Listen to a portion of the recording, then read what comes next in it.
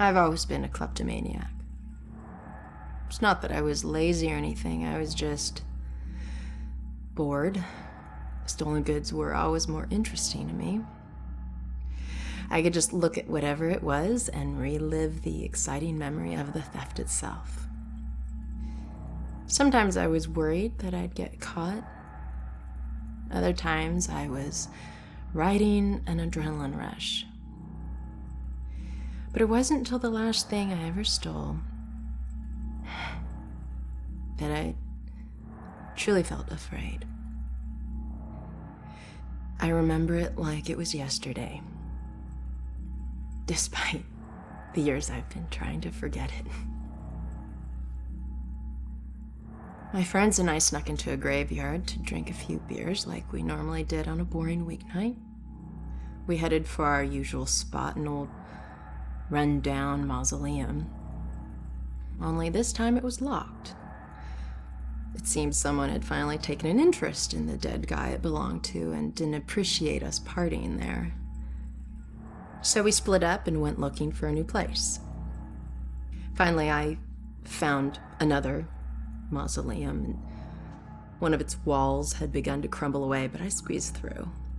The inside looked the same as all the others, except for one thing. Lying there on top of the central tomb was a dusty frame that contained a wreath made of elaborately braided rope. Knowing that antiques were valuable, I took it. I figured I'd wait a week before selling it in case anyone reported it stolen. So when I got home, I hid it at the top of my closet and went to sleep. That night, I had horrible nightmares of a dead-faced hag with rotting flesh. No matter how many times I woke up, she always found her way back into my dreams. Over the next few days, the nightmares got worse. I'd wake up only to find clumps of my hair missing and my scalp bleeding.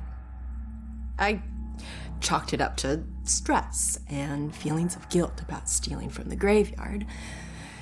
So the next day I went to a pawn shop to sell the wreath and be done with it. I could feel a shiver run down my spine when the pawnbroker informed me that the wreath wasn't made from rope at all.